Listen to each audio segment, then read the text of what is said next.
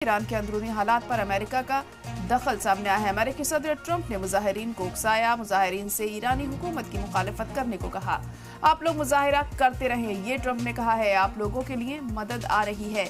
Iran पर सदर Trump का बयान, आप लोग मुजाहिरा करते रहें, ये ट्रंप कह रहे हैं। आपके लिए मदद आ रही है, तो बड़ा बयान यहाँ पर ट्रंप ने दिया है। और ईरान में जो लोग सरकार के खिलाफ हैं, उनका साथ देते हुए यहाँ पर ट्रंप नजर आ रहे हैं। सरकारी तंजीमों पर कब्जा करने की बात भी कही है ट्रंप ने। और ट्रंप ने जो लोग मुजाहिरा कर रहे हैं उनसे कहा है कि आप लोग सरकारी तंजीमों पर कब्जा करें। तो लगातार ईरान के हालात बद से बदतर होते जा रहे हैं, लेकिन ट्रंप जो है वो लगातार वहाँ पे जो हालात है और ज़्यादा खराब करने की कोशिश में जुटे हुए हैं। और इसी के चलते जो मुजाहिरीन इस वक्त मौजूद हैं वहाँ, उन्हें ट्रंप कह रहे हैं कि आप इसी तरीके से ईरानी हुकूमत की मुखालिफत करते रहिए, आप लोग मुजाहिरा करते रहें, आप लोगों के लिए मदद आ रही है। तो यहाँ पर ट्रंप ने उन लोगों को मदद देने की बात कही है जो लोग सरकार के खिलाफ हैं, हुकूमत के खिलाफ हैं।